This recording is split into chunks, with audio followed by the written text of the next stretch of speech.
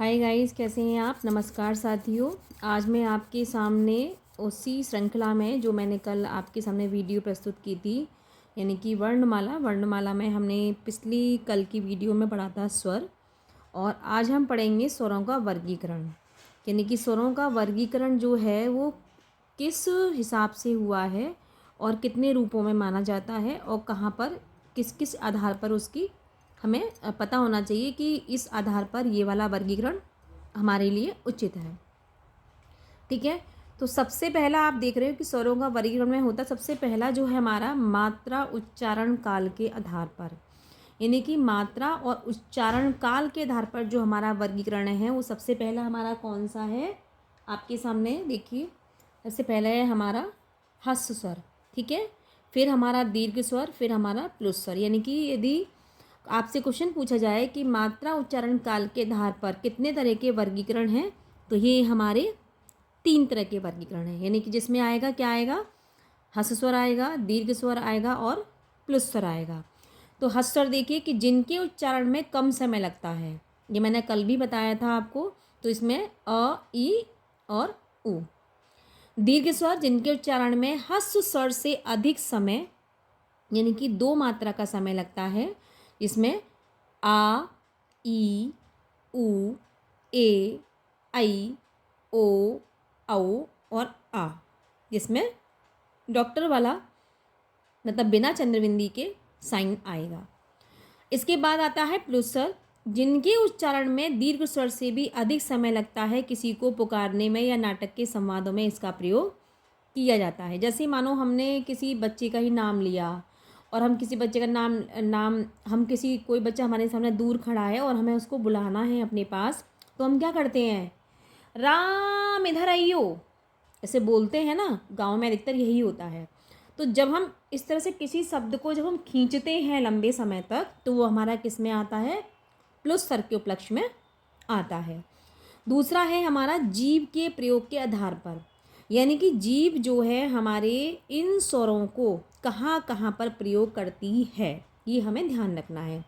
तो अग्र स्वर, मध्य स्वर और पश्च स्वर, और ये अधिकतर चाहे टीजीटी का एग्ज़ाम हो, चाहे पीजीटी का हो, चाहे आपका नेट में भी कभी कभी क्वेश्चंस पूछ लिया जाता है रेयर केस में, और चाहे आपका अदरवाइज़ कोई भी पेपर हो, तो ये पूछा जाता है कि अब मानो 4 उन्होंने स्वर दे दिए, उसमें से पूछेंगे कि अग्रस्वर इसमें से कौन सा है। तो जिन स्वरों के उच्चारण में जीभ का अग्रभाग काम करता है, देखो आप अपने आप से मुंह से बोल के देखिएगा, ई, तो यानी कि अग्रसर, यानी कि जीभ का जो अग्रसर है वो मतलब काम कर रहा है। तो छोटी ई और बड़ी ई, और छोटी ए बड़ी ए, यानी कि ई ए आई। मध्य स्वर कि जिन स्वरों के उच्चारण में जीभ का मध्य भाग काम करता है। जब हम छोटा अ बोलते हैं तो हमारा जीभ का क्या है, मध्य भाग काम करता है। पश्च स्वर जो है कि जिन स्वरों के उच्चारण में जीभ का पश्च भाग काम करता है, आ, उ, आ, उ, ओ, औ और आ, ये हमारा क्या है कि पश्च स्वर हमारा जीभ का पश्च भाग, यानी कि पीछे का भाग जो होता है वो हमारा काम करता है।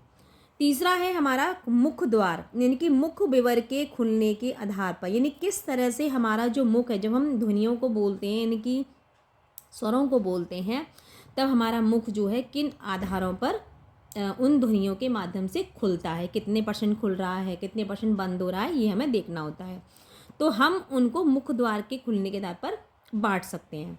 तो ये हमारा 4 प्रकार का होता है, विव्रत, अर्धविव्रत, अर्धसंवृत और संवृत। ठीक, अब देखो विव्रत क्या होता है कि जिन स्वरों के उच्चारण में मुख द्वार पूरा खुलता है। अब अपने मुंह से आप आ को बोल के देखिए, तो क्या होगा कि आपका जो पूरा मुंह है ना वो पूरा खुल जाएगा, आ। ठीक है, अगला है अर्धविव्रत, यानी कि हाफ ओपन, आपका मुंह क्या है, आधा ओपन होना। जिन स्वरों के उच्चारण में मुख द्वार आधा खुलता है, अ, ए, औ, आ। आप गौर से ध्यान दीजिएगा, जब आप खुद स्वरों को बोलेंगे तो आपको पता चल जाएगा कि ये विव्रत है, ये अर्धविव्रत है। इसके बाद अर्धसंवृत, यानी कि हाफ क्लोज, यानी कि जब आधा मुंह बोलने पर भी, जैसे हमने आधा बोला उसमें भी हाफ, मतलब आधे में आधा, अर्धसंवृत, हाफ क्लोज। जिन स्वरों के उच्चारण में मुख द्वार आधा बंद रहता है, जैसे ए और ऊ, बहुत स्लो सी आप बोल देंगे, आराम से बोल देंगे। इसमें आपको आधा भी मुंह आपका नहीं खुलेगा, आधे से भी कम खुलेगा। अब आती है संवृत, यानी कि बिल्कुल क्लोज, क्लोज में बोल देंगे आप कि जिन स्वरों के उच्चारण में मुख द्वार लगभग बंद रहता है। ई, बड़ी ई, ऊ और ऊ। ठीक है, तो इसमें कहाँ खुल रहा है मुंह, आप गौर से अपने अपने ही मुंह से आप बोल के देखेंगे ध्वनियों को या वर्णमाला को, तो आपको पता चल जाएगा। ठीक, ये आपके सामने पिक्चर बनी हुई है कि जिसमें ये बताया गया है कि कौन कौन सी हमारी ध्वनियाँ हैं, ये पिक्चर के माध्यम से भी दर्शाया गया है।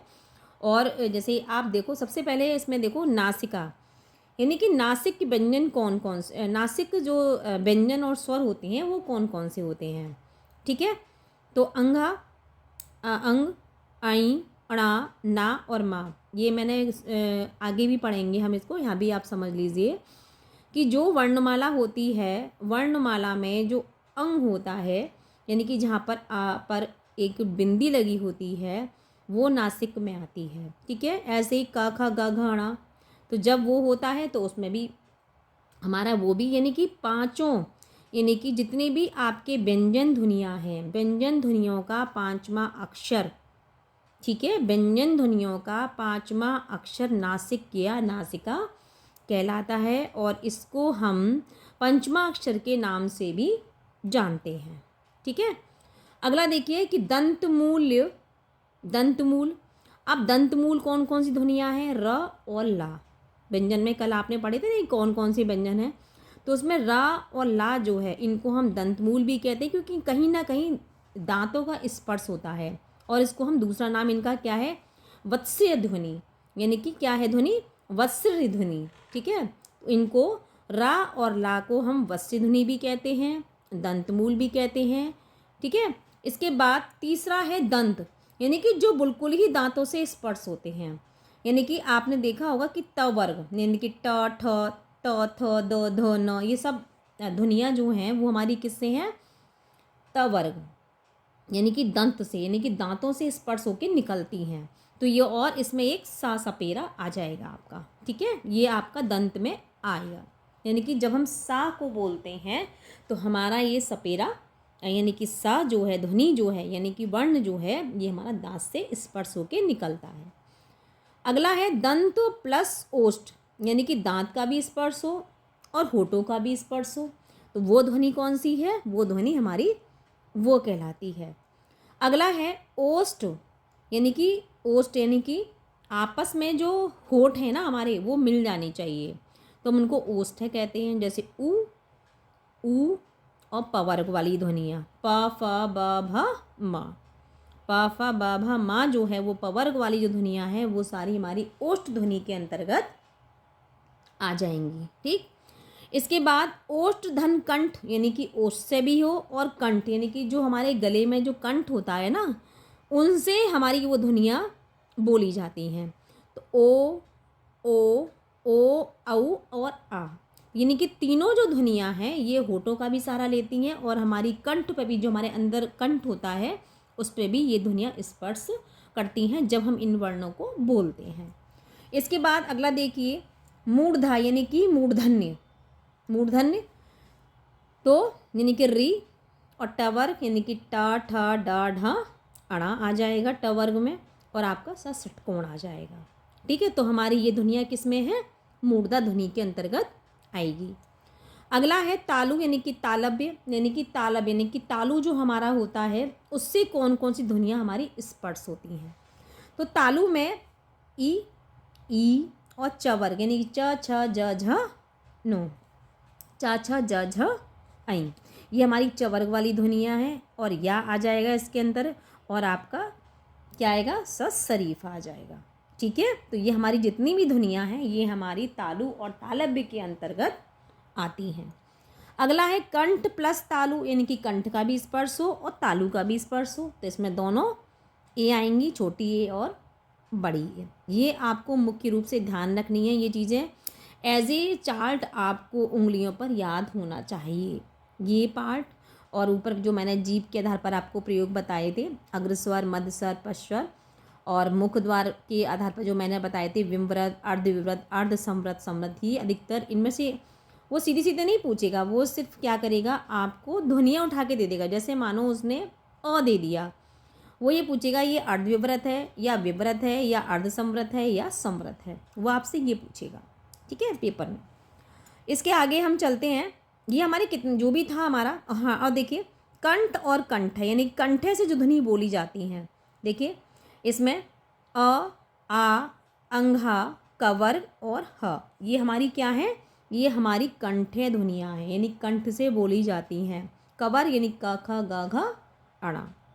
ठीक, अगला आता है हमारा होठों की स्थिति के आधार पर, यानी कि होठों की जो हमारी स्थिति है वो उसके आधार पर कैसे हम ध्वनियों को बोलते हैं। अब उसने मानो ये अ दे दिया आपके सामने और वो ये कहेगा ये अवृतमुखी है या व्रतमुखी है, या इनमें से कोई नहीं है या उपयुक्त दोनों हैं, ये भी आंसर आ सकता है, क्वेश्चन आ सकता है, ठीक है। तो जिन स्वरों के उच्चारण में होठ व्रतमुखी या गोलाकार नहीं होते, तो गोलाकार नहीं होते कौन कौन ध्वनियों में, अ, आ, ई और ए और आई में क्या होगा कि अवृतमुखी, यानी कि हमारा जो मुंह है जब हम इन ध्वनियों को बोलते हैं तो हमारा पूर्ण रूप से वो गोल नहीं बनता, ठीक।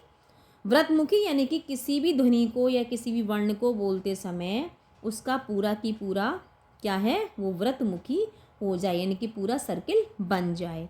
तो ऊ, ओ, औ और आ, ठीक है। तो हमारा क्या है, ये पूरा क्या है, व्रतमुखी, यानी कि सर्किल बन जाएगा छोटा सा जब हम इन ध्वनियों को बोलेंगे। इसके आगे देखिए कि हवा के नाक व मुंह से निकलने के आधार पर, उससे पहले आपने पढ़ लिया कि मुख विवर के आधार पर, कि होठों के आधार पर आपने ये पढ़ा। अब है हवा के नाक व मुंह से निकलने के आधार पर कौन कौन सी ध्वनियाँ हमारी बोली जाती हैं।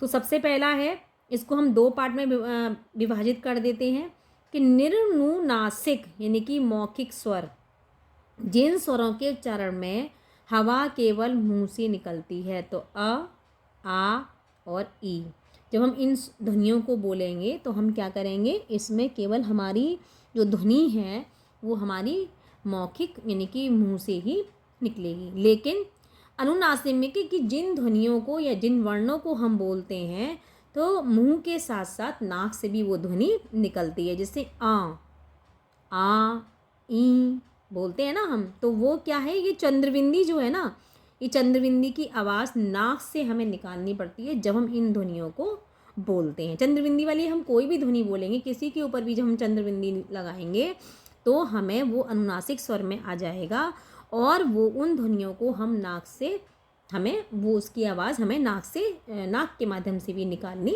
पड़ती है, तभी वो चंद्रबिंदी वहाँ पर लगी हुई मानी जाती है, ठीक।